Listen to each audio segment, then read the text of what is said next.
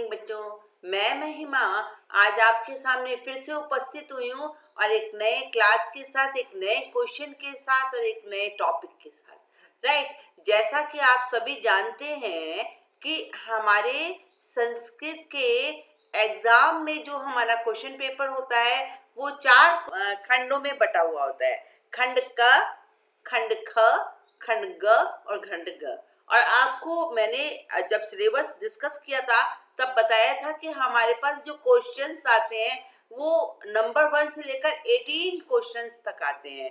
मैं आपको एक ऐसे क्वेश्चंस के बारे में के लिए डिस्कस कर रही हूँ जो ज्यादातर जिसे बच्चे भी छोड़ देते हैं और क्लासेस में, स्कूल्स में भी उस पर ज्यादा ध्यान नहीं दिया जाता है। रीजन क्या होता है उसके ध्यान न देने का कि सभी ये कहते हैं अंदर में से कहीं से भी कोई भी क्वेश्चन निकल करके सामने आ जाता है और वो किस किस रूप में बिल्कुल सही कहते हैं सब लोग कि जो लेसन है, लेसन में से कोई एक टॉपिक, कोई एक भाग, कोई एक पार्ट निकल करके आपके पास आ जाता है, कोई एक शब्द निकल करके आपके पास आ जाता है जिसको आपसे कोई न किसी प्रकार क्वेश्चन पूछा गया होता है। राइट, पर मैंने जो ये क्वेश्चन आपके सामने रखा है, कोशिश की है कि वो कितने तरीके से और किस प्रकार से हमारे पास आता है उसको डिस्कस कर लें। तो जब आप एग्जाम की तैयारी करें, जब आप पर लेसन की तैयारी करें तो उन चीजों पर, उन शब्दों पर आप ध्यान दें ताकि ये क्वेश्चन नंबर 18 जो हमारे बोर्ड के एग्जाम में क्वेश्चन नंबर 18 में आता है और वो 3 मार्क्स का क्वेश्चन होता है। 3 सेंटेंस होते हैं या 3 फिलअप्स होंगे या 3 एरर होंगे, उनको सही हमें करना पड़ता है। तो बच्चों हम देखते हैं, मैंने देखिए लिखा है कक्षा 10th की परीक्षा में पठित अवबोधनम खंड घ में आने वाला 18 नंबर प्रश्न, यानी जो सबसे लास्ट का प्रश्न होता है वो किस तरीके से आता है ये किसी को भी नहीं पता होता है। ये सब तुक्का में चलता है, यानी जो बच्चे तुक्के में चलते हैं, जो बच्चे लेसन की तैयारी बहुत अच्छी तरीके से, बिल्कुल प्रॉपर तरीके से 1 बाय 1 करते हैं तो उनको तो इस क्वेश्चन में दिक्कत नहीं होती क्योंकि उन्होंने पूरा लेसन पढ़ा होता है, उन्हें दिक्कत होती नहीं है। लेकिन उन बच्चों को बहुत दिक्कत होती है जो बच्चे केवल ऊपर ऊपर से पढ़ते हैं, अंदर डीप में नहीं जाते हैं, उन बच्चों को दिक्कत होती है। उनको वो कहते हैं ये क्वेश्चंस आने का पता ही नहीं चलता कैसे आ जाता है। मैंने कोशिश की है बच्चों कि ये क्वेश्चन किस प्रकार से आता है और कैसे आता है। जब आप लेसन की तैयारी करें तो इन बातों पे ध्यान रखें कि क्वेश्चन नंबर 18 में ये क्वेश्चन इस तरीके का टॉपिक आ सकता है। राइट, जैसा हमने आपको कहा 3 मार्क्स का आता है और 3 क्वेश्चंस आते हैं, तो मैंने भी यहाँ पर 3 क्वेश्चंस उठाए हैं ताकि आप समझ सको कि हमें कैसे करना है। देखिए, सबसे पहले क्वेश्चन जो होता है विलोम के रूप में आता है, विपर्य। या तो विलोम लिखा हुआ होता है या हमारे पास विपर्य लिखा हुआ होता है। अब जो ये विलोम या विपर्य होता है, किसी भी लेसन में से कोई एक शब्द उठा लिया जाता है, उसका विलोम पूछा जाता है या फिर ऑप्शन में आपके पास वो विलोम शब्द आ जाते हैं। 2 तरीके से आता है, या तो उसका विलोम या विपर्य पूछ लिया जाता है या फिर आपके विलोम और विपर्य नीचे लिखे होते हैं, उनमें से छांट के आपको, उनमें से चूज करके आपको सही जगह पर सही विलोम लगाना होता है। राइट, तो जैसे देखिए अब मैंने आपको डाला है इदानीम। अब इदानीम आपके पास यहाँ पर ऑप्शंस दिए हुए हैं। अब 3 ऑप्शंस दिए हैं, एक गुण, पश्चात और तदानीम। इदानीम का मतलब होता है, देखिए कुछ कुछ आपको मैं अर्थ के साथ बताऊंगी और ऐसे बच्चों के लिए भी बताऊंगी जो बच्चे पढ़ते नहीं हैं, जो बच्चे दिमाग में ही लगाते हैं संस्कृत में और फिर एग्जाम में कोशिश करते हैं कि हमारे मार्क्स आ जाए, तो मैं उन तक भी लेके चलूंगी इस क्वेश्चंस को। अब हमें सबसे पहले ये ध्यान दिया कीजिए हमेशा कि ये जो इसका जो भी शब्द होगा, अगर विलोम पूछा होगा तो विलोम भी उसी ही प्रकार से होगा, वही विभक्ति, वही वचन, ज्यादातर आपके पास वही आएगा। हाँ, कभी कभी विलोम जो होता है हमारा पुल्लिंग और स्त्रीलिंग बदल जाता है, क्योंकि विलोम है, उल्टा लिखना है तो पुल्लिंग और स्त्रीलिंग में चेंज आ जाता है, अदरवाइज हमारी विभक्ति और वचन जो होता है वो सेम। मैंने आपको क्या बोला कि विलोम है, विपर्य है, तो उल्टा तो लिखना ही है। स्त्रीलिंग लिंग परिवर्तन हो सकता है, पुल्लिंग से स्त्रीलिंग में जा सकता है। क्यों? क्योंकि ये विपर्य है, उल्टा है, इसे हमें उल्टा करना होता है। लेकिन इनकी जो विभक्ति और जो वचन होता है, एक वचन द्विवचन, वो हमेशा सेम रहता है, राइट। तो देखिए इदानीम है, इदानीम का मतलब अब, तदानीम का मतलब तब, है ना। तो आप पीछे देखिए इदानीम और तदानीम, ये आपका सेम पैटर्न है, सेम तरीका है, सेम ही विभक्ति, एक जैसा पैटर्न है, राइट। तो इसका विपर्य क्या होगा बच्चों? इसका विपर्य हमारा होगा तदानीम, ठीक है। अब दोष है, बहुत आसान है। दोष का मतलब आप जानते हैं गुण है। दोष यानी किसी के दोष बताना, अवगुण बताना, और गुण मतलब गुण बताना। तो हमारा इसका आंसर क्या होगा? गुण। अब आप इसमें भी देखेंगे प्रथम पुरुष एक वचन में दोनों आए, राइट। अब पूर्वम और पश्चात, पूर्वम का मतलब पहले, पश्चात का मतलब बाद में। अब देखिए बहुत से बच्चे मुझसे ये पूछेंगे कि ये पूर्वम है, ये पश्चात है, ये दोनों ही नपुंसकलिंग है। अब ऐसा नहीं होता कि नपुंसकलिंग में सभी में माँ है ना। पश्चात तो पूर्वम और ये पश्चात, ये आपका नंबर 1 तरीके का पैटर्न का एक विलोम की तरह से हमारे पास ऐसा क्वेश्चन आता है। सेकंड तरीके से ये जो क्वेश्चन है, जो 18 नंबर क्वेश्चन की मैं बात कर रही हूँ, ये कैसे आता है? हमारे पास सेकंड आता है पर्यायवाची शब्द की तरीके से। यहाँ तो वो विलोम पूछ लिया जाएगा, यहाँ पूछा जाएगा निम्नलिखित शब्दों का पर्यायवाची लिखो। इसमें भी ऐसा होता है कि यहाँ तो इसके ऑप्शंस दिए होते हैं, कभी ऑप्शंस नहीं भी दिए होते हैं।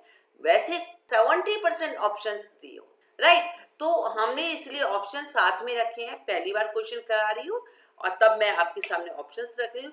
नेक्स्ट बार जब मैं आपको प्रैक्टिस कराऊंगी नेक्स्ट क्लास में, तब आपको हो सकता है मैं ये ऑप्शंस ना, हम हो सकता है ऑप्शंस ना रखें, राइट। तो प्रस्तरः, अब देखिए आपने अर्थ, अब आपने लेसन पढ़ा है। अगर हम आपसे बहुत बच्चों से पूछे तो इनके बच्चे आंसर नहीं दे पाएंगे, पर जब लेसन पढ़ा है तो पर्यायवाची शब्द बच्चे, जहाँ पर पर्यायवाची शब्द निकलते हैं वहां पर आपको समझने चाहिए और याद करने भी। ओके, तो प्रस्तरः का मतलब होता है पत्थर, है ना, पाषाण है। अब आपको सपोज मैं आपको दूसरी तरीके से भी सिखाती हूँ। जैसे मैं आपसे सभी से बोल रही हूँ कि मैं उन बच्चों तक भी ले जाती हूँ अपनी क्लास को जो बच्चे बिल्कुल नहीं पढ़ते और जो बच्चे कुछ समय 2 या 3 या 15 दिन पढ़ करके एग्जाम देते हैं, है ना। वैसे ऐसा नहीं करना चाहिए, एग्जाम के लिए प्रॉपर तरीके से तैयारी करनी चाहिए। पर इतना कहने के बाद भी बहुत बच्चे ऐसे होते हैं जो पेपर की तैयारी अच्छी तरीके से नहीं करते हैं। मैं अपनी क्लास को वहां तक भी ले जाती हूँ, राइट। तो हमें लग रहा है कि प्रस्तरा, सपोज आपको लग रहा है कि प्रस्तरा मुझे नहीं समझ आ रहा है, क्या मतलब है, क्या अर्थ है, उसे छोड़ दीजिए। सबसे पहले तीनों में से देखिए आपको कौन सा शब्द ऐसा लग रहा है इन तीनों में जो आसान है। जलम, राइट, सलिलम, है ना, जलम और सलिलम। तो आपका क्या हुआ? ये सलिलम, ये तो बच्चों बहुत आता है, हिंदी में भी बहुत आते हैं सलिलम, राइट। अब इसका ये हमारा सलिलम निकल गया। अब हमारे पास 2 ऑप्शन बचे, रसालम और प्रस्तरा। अब आपको नहीं आता रसालम का अर्थ भी, प्रस्तरा का मतलब भी नहीं आता है। तो आप ऐसे में देखिए ये नपुंसकलिंग और ये नपुंसकलिंग, राइट, ये पुल्लिंग और ये पुल्लिंग। तो आपके 80% क्वेश्चन के सही होने के चांस हैं। तो रसालम का क्या हो जाएगा? आम्रम, आपका आम्रम ही आंसर है, राइट, आपका ये आम्रम भी आंसर है। और प्रस्तरा, पाषाण, प्रस्तमना पत्थर और पाषाण का मतलब भी पत्थर है, प्रस्तरा, और ये आपका पाषाण। क्लियर? तो एक हमारे पास आता है क्वेश्चन, कैसे विलोम को विपर्य भी बोलते हैं। और बच्चे मैं आपको बता दूं कि बहुत बच्चे क्या करते हैं, बहुत ऐसे क्वेश्चंस, छोटे छोटे क्वेश्चंस पूछते हैं और मैं उन बच्चों का भी सम्मान करती हूँ, उन बच्चों को भी समझाने की कोशिश करती हूँ। विपर्य, विपर्य का मतलब क्या है? विलोम होता है उल्टा। तो विपर्य तो हमने नहीं सुना, पर ये संस्कृत का शब्द है। विपर्य और विलोम दोनों आपस में पर्यायवाची है। विलोम का मतलब भी है उल्टा लिखिए, विपर्य का मतलब भी है उल्टा लिखिए, राइट। अब पर्यायवाची आपने देखा, पर्यायवाची भी सेम होते हैं। पर्यायवाची सिमिलर, इसके समान शब्द, राइट। नेक्स्ट अब थर्ड तरीके से हमारे पास कैसे आता है, ये आता है विशेषण विशेष्य। विशेषण विशेष्य में क्या है, विशेषण विशेष्य यानी इसमें क्या होता है, विशेषण विशेष की एक पहचान होती है कि ये एक ही विभक्ति वचन लिंग में होते हैं। और मैंने आपको ये विशेषण विशेष बहुत बार बहुत क्लासेस में मैंने आपको इसको डिटेल में समझाया हुआ है कि विशेषण विशेष क्या होते हैं। एक बार फिर यहाँ पर मैं आपको समझा दे रही हूँ। विशेषण का मतलब केवल एक शब्द लिखा जाता है तो वो संज्ञा या सर्वनाम होता है, राइट। जब उसके साथ उसका विशेषण जोड़ दिया जाता है, उसकी कोई गुण दोष कुछ भी जोड़ दिया जाता है तो वो विशेषण विशेषण होता है और उसके साथ वाले संज्ञा या सर्वनाम जो होता है वो विशेष्य बन जाता है। ये मैंने पहले भी समझाया हुआ है, लिख कर समझाया है और मैंने यहाँ पर आपको मौखिक रूप से समझा दिया है, राइट। अब देखिए, अब आपके पास 3 शब्द हैं, कौन कौन से, समरूप, वो भी ये भी आपके बच्चों जो आपकी सैमुशी बुक है, जो लेसन्स हैं उनके बीच में से आए हुए हैं।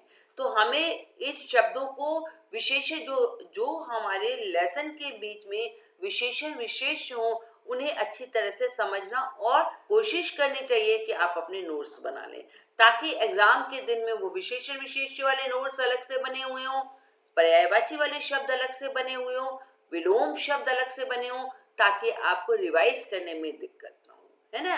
और आप एग्जाम के बीच में बुक्स ना खोलें, बुक्स खोलने में आपके पास टाइम ही नहीं होता बच्चों। आप कोशिश कीजिए वो जो आपने नोट्स बना के रखे हैं उनको रिवाइज कर लीजिए। पर जो बच्चे पढ़ते नहीं हैं, बहुत कम पढ़ते हैं संस्कृत, उनके लिए इस तरीके से क्वेश्चन कैसे आते हैं वो बताना चाह रही हूँ, उन बच्चों के लिए भी जो बच्चे पढ़ते हैं और उन बच्चों के लिए भी जो बच्चे कम पढ़ते हैं संस्कृत को, राइट। तो चलिए, समरूप हृदय गाई कुमार्यो हो। अब देखो, आपको कोई, मैं मानती हूँ आपको कोई भी नहीं शब्द आ रहा है समझ। अब सबसे पहले देखिए, ये कुमार्यो हो लव कुश लव्य हो, यानी ये षष्ठी विभक्ति द्विवचन। ये कुमार्यो, 2 कुमारियों यानी द्विवचन है, 2 कुमारों की बात की है, यहाँ पर भी लव और कुश 2 है, तो इसलिए लवयो किया हुआ है, राइट। तो आपका विशेषण इसके साथ क्या मैच करता है बच्चों, इसके साथ ये मैच कर, ओके। और हृदय ग्राही स्पर्श, स्पर्श, हृदय ग्राही स्पर्श, है ना, कुमारियो लव कुशयो। और इसलिए लव कुश जो है वो कुमार हैं, ये लव कुश आपके विशेष्य हुआ और कुमारियो क्या हुआ, आपका विशेषण। अब हृदय ग्राही बच्चों, हृदय ग्राही माना, हृदय ग्राही का मतलब है हृदय को टच करने वाला, हृदय से, है ना, स्पर्श करना यानी बहुत मन के साथ। तो हृदय ग्राही स्पर्श, है ना, हृदय के साथ, मन के साथ, दिल के साथ हम किसी चीज को स्पर्श करेंगे, ओके।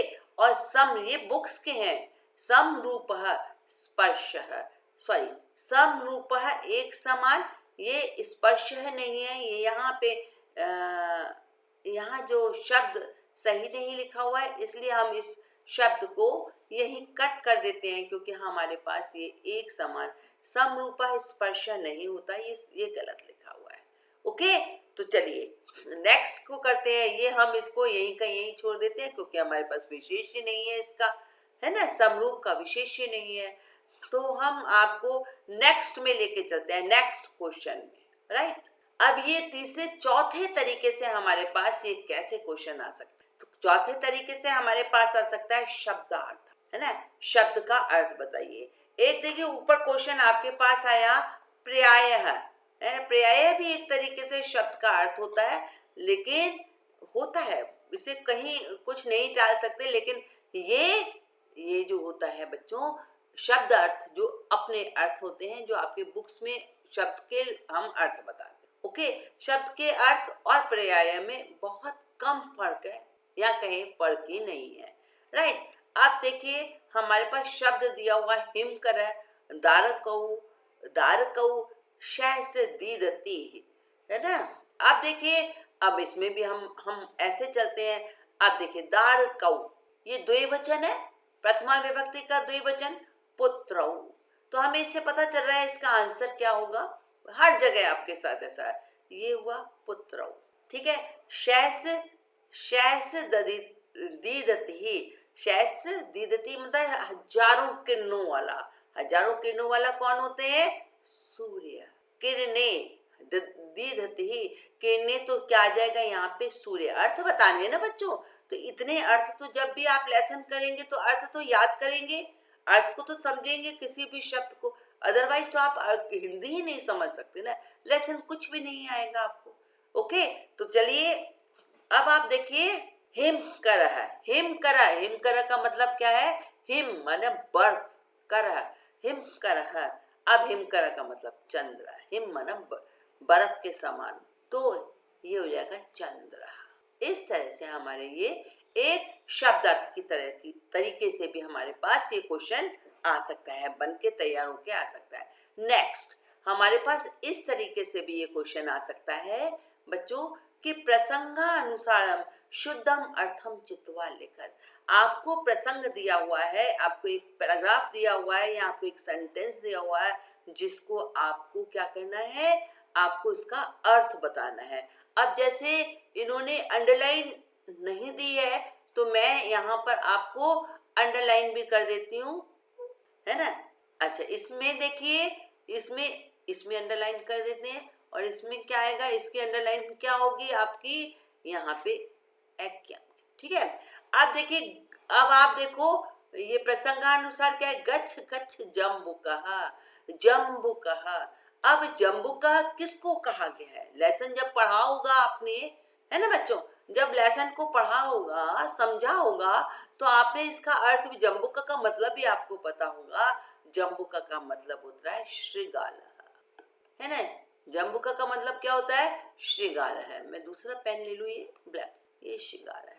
तो आपको यहाँ पे आंसर क्या लिखना होगा? इसका मतलब हुआ श्रृगाल है। एक तो मैंने यहाँ पे आपको अंडरलाइन कर दिया है, लेकिन आपको आंसर लिखना होगा अपनी कॉपी में, राइट। तो चिते वाची, नेक्स्ट सेकंड, चिते वाची च सर्वदा अवक्रता भवेत, है ना। इसमें देखिए हिंदी भी समझ लीजिए मेरे से। गच्छ गच्छ जाओ जाओ, जम्बू का मन है हे श्रृगाल जाओ जाओ, और ना नेक्स्ट सेकंड में क्या है बच्चे? चिते वाची च सर्वदा वक्रता भवेत। वाची माना जीवा या जीव में हमेशा सर्वदा अवक्रता भवेत, हमेशा अवक्रता होनी चाहिए। अवक्रता का मतलब क्या है? चक्रता, सुगमता, कटुता, सरलता। देखिए वक्रता, वक्र मतलब वक्र माना होता है टेढ़ापन, है ना, और उसके आगे अ लगा हुआ है, तो उसके आगे जो ये अ लगा हुआ है इसका मतलब टेढ़ापन। अ लगा होता है जिस शब्द के आगे उसका विलोम हो जाता है, तो टेढ़ापन अर्थात सरलता, सीधा, सीधापन या सरलता। तो आप देखिए यहाँ पे चक्रता नहीं, सुगमता नहीं, सुगमता का मतलब होता है सुगम रास्ता, कटुता सरलता, तो आपका आंसर आएगा सरलता। ठीक है, अच्छा इधर भी ध्यान दीजिए, जैसे आपका ये जम्बुका है, ये श्रृगाल है, क्योंकि ये दोनों पर्यायवाची हैं, इसमें दोनों ही पुल्लिंग होंगे, या दोनों ही स्त्रीलिंग होंगे, या दोनों ही नपुंसकलिंग होंगे। ओके, है ना। कभी कभी हमारे शब्द जो होते हैं फर्क हो जाता है स्त्रीलिंग में, अर्थ में, है ना। कभी कभी उसका पर्यायवाची जो होता है वो स्त्रीलिंग में 99% आपको ऐसे ही मिलेंगे, जम्बुका श्रृगाला यानी पुल्लिंग में। अब नेक्स्ट, प्रथम ऐक्यम विश्व प्रथितम, हमारी सॉरी प्रथम नहीं, अस्माकम ऐक्यम विश्व प्रथितम, हमारी ऐक्यम जो है विश्व प्रथितम का मतलब है प्रसिद्ध है, विश्व प्रसिद्ध है। अब ये देखिए, अब क्या हमारे विश्व प्रसिद्ध मित्र तो नहीं हो सकता, है ना, लघु कनिष्ठ। अब हमारी एकता जो है ये एकता, ऐक्यम एकता, हमारी एकता विश्व प्रसिद्ध है। अब ये ऐक्यम है, यहाँ एकता हो गया, समझ रहे हैं, यहाँ चेंज होगा। जो मैंने अभी आपको कहा था कि कभी कभी हमारे लिंग परिवर्तन हो जाता है, तो ये ऐक्यम है, ये एकता हो गया। दोनों में फर्क है ना, ये स्त्रीलिंग है, ये नपुंसक लिंग को शो कर रहा है ना। तो हमारा क्या क्या आएगा यहाँ पे? ये एकता। मैंने तीन क्वेश्चन ही आपको दिए हैं समझाने के लिए, ताकि आप समझ सके कि हमारे एग्जाम में भी ये 3 क्वेश्चन ही आते हैं। अच्छा, एक हमारा कैसे क्वेश्चन बन के आ सकता है? हमारा आ सकता है रेखांकित पदानी कस्मई प्रयुक्तानि, कि हमारे ये रेखांकित ये जो अंडरलाइन वर्ड्स हैं वो किसके लिए प्रयोग किए गए हैं, है ना। अहमेवात्र वृष्टे अभिनंदनम करोमि, अगर आप वहां पर पहचान पाएंगे जहां आपने कहानी पढ़ी होगी। मैं ही, देखिए जब हम इसको विभक्त करेंगे तो आएगा, मैं जरा यहाँ पे आपको विभक्त करके दिखा दूं। अहम, एव, ये एव और अत्र, ये तीन शब्द हैं, अहम, एव और अत्र। यहाँ पर तीन शब्द आए हैं, है ना। अहमेव अत्र वृष्टे अभिनंदनम करोमि, मैं ही यहाँ, वृष्टि माना बारिश का, अभिनंदन करता हूँ, स्वागत करता हूँ। ये किसने कहा है? इनमें कसमई प्रयुक्ता नहीं, ये किसके लिए प्रयोग किया गया है या किसने कहा है? काकाए ने कहा है। आपका ये जो चैप्टर है, जो जहाँ पे पक्षियों वाला चैप्टर है, और यहाँ पे किसने कहा है? कौवे ने कहा है? नहीं। हंस ने कहा है? नहीं। हंस तो क्या करता है, बारिश आने पर, जब बारिश आने का मौसम होता है या बारिश आने ही वाली होती है, तो हंस क्या है, अपना जो साधारण सरोवर होते हैं उनको छोड़ करके वो मान सरोवर चला जाता है ना। तो हंस तो वृष्टि का अभिनंदन करता ही नहीं है, उसको, वो तो बारिश से भाग जाता है। बकाए, बगुला, बगुला क्या करता है, वहां पे खड़ा होकर के, बारिश में खड़ा होकर, जब बारिश आने वाली होती है तो उसका अभिनंदन करता है, बारिश का अभिनंदन करता है, स्वागत करता है। तो हमारे लिए क्या आएगा यहाँ पे आंसर? बकाए। ये बकाए ने कहा है कि अहमेवात्र वृष्टि अभिनंदनम करोमि। ओके, नेक्स्ट सेकंड नंबर, कथम माम अधिक्षिपति। कथम माना मुझे, क्यों, माम माना मुझको, क्यों, अधिक्षिपति अपमानित करते हो, मुझे क्यों अपमानित करते हो। देखिए जब कहानी आपने पढ़ी होगी तो हंस ने बगुले के लिए कुछ अपशब्द कहे थे। वो जो एक श्लोक आता है, क्या कहा है, हंस भी सफेद है और बगुला भी सफेद है, दोनों में फर्क क्या है? जब मानसून आता है तब पता चल जाता है कि हंस हंस है और बगुला बगुला है। तो जब हंस ने अपनी प्रशंसा की थी, तो तब बगुले ने कहा था कि कथम माम अधिक्षिपति, क्यों मुझे अपमानित करते हो। तो कथम माम, बकाए, किसने कहा था? बकाए ने कहा था, बगुले ने कहा था। ये कौन सा बकाए का मतलब क्या है बच्चे? ये चतुर्थी विभक्ति है, और यहाँ क्वेश्चन किसमें पूछा गया है? कसमई, किसके लिए प्रयोग किया गया है? तो बगुला, और उसमें चतुर्थी विभक्ति लगी हुई है, क्योंकि क्वेश्चन में हमारी चतुर्थी विभक्ति लगी हुई है, इसलिए आंसर में भी चतुर्थी विभक्ति लगाई है। मैं आपको ये बता दूं बच्चों, जो विभक्ति वचन क्वेश्चन में होते हैं वही विभक्ति वचन हमारे आंसर में भी होते हैं। इसलिए क्वेश्चन में यहाँ पे चतुर्थी विभक्ति है, तो आंसर में भी यहाँ पर चतुर्थी विभक्ति है। बकाए, बक मतलब बगुला, और चतुर्थी विभक्ति एक वचन बकाए, राइट। इसी तरह यहाँ पर भी बकाए चतुर्थी विभक्ति एक वचन। मम, नेक्स्ट, मम केकारव श्रुत्वा कोकिलः अपि लज्जते। मेरी केकारव, सबसे पहले तो ये देखिए केकारव का मतलब क्या है। केकारव का मतलब है आवाज, जो आवाज निकलती है, और हम अपनी आवाज के लिए केकारव नहीं बोलते, है ना। अगर कौवा आवाज करता है, कां करता है, तो वो केकारव नहीं बोला जाता है। एक स्पेशल आवाज होती है जिसको केकारव कहा जाता है। वो स्पेशल आवाज किसकी होती है? मयूर की, मोर की, है ना। तो यहाँ से ही पता चल रहा है केकारव यानी मोर, और वो अपने लिए बोल रहा है मम, तो मम के लिए मयूर आए, मयूर, और मयूर में चतुर्थी विभक्ति लगी है, मयूर, राइट। बात समझ आई? ये केकारव, ये याद कर लीजिए, केकारव जो होती है वो मोर जब बोलता है तब केकारव बोला जाता है। ओके, तो ये सब चीजें जब लेसन पढ़ते हैं तब समझाया जाता है और तब बताया जाता है।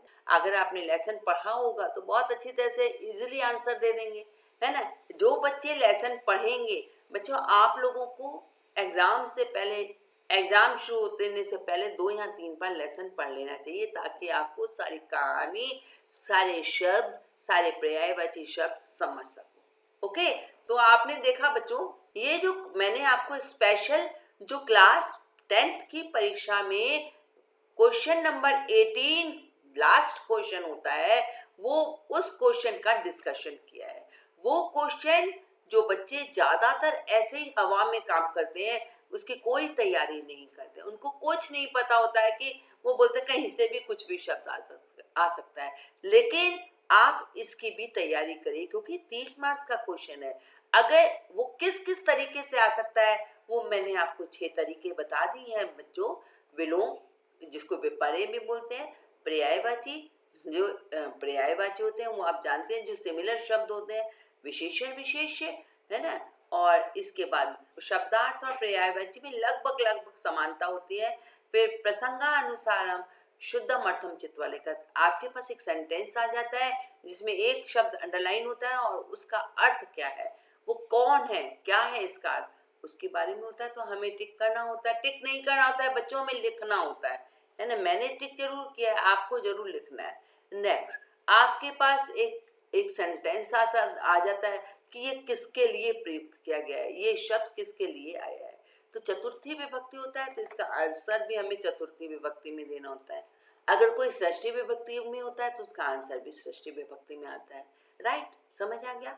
तो बच्चों, मैंने ये क्वेश्चन, स्पेशल क्वेश्चन को डिस्कस किया है जो खंड घ में 18 नंबर क्वेश्चन में आता है और किस किस तरीके से ये क्वेश्चन हमारे पास आ सकता है। तो मैं क्लास को यहीं पर फिनिश करती हूँ और इसकी एक्सरसाइज लेकर आपके पास बहुत जल्दी आऊँगी, क्योंकि अभी तो हमने आपको समझाया है। मैं 10th क्लास की जो तैयारी करा रही हूँ, जो भी पैटर्न अपने तरीके से लेकर आपके पास तैयारी करवा रही हूँ, एक एक क्वेश्चन के बारे में डिस्कस कर रही हूँ, मैं हमेशा ये करूँगी कि एक वीडियो तो मैं समझाऊँ और दूसरे वीडियो में मैं आपको प्रैक्टिस कराऊँ। तो ये आपकी क्वेश्चन हो चुका है, क्वेश्चन नंबर 18 जो एग्जाम में आता है। अब मैं इसके कुछ एक अभ्यास कार्य करा दूंगी एक वीडियो में, ताकि आप उसका अभ्यास भी कर सकें। राइट, तो मैं ये क्लास यहीं पे क्लोज करती हूँ। नेक्स्ट इसकी एक्सरसाइज लेके, इसका अभ्यास का कार्य लेके मैं शीघ्र आपके पास आऊंगी, जल्दी आऊंगी। तब तक के लिए आप अपने फ्रेंड से सब्सक्राइब करने के लिए कहिए, बेल आइकॉन पर प्रेस करवाइए, नियर डियर को इस चैनल के बारे में डिस्कस कीजिए, अच्छी तरह से पढ़ाई कीजिए, अपने फ्रेंड्स को डिस्कस कीजिए और मैं नेक्स्ट क्लास लेकर, अभ्यास कार्य की क्लास लेकर जल्दी आपके पास आ रही हूँ। तब तक के लिए नमस्कार, थैंक यू, ओके बच्चों, बाय।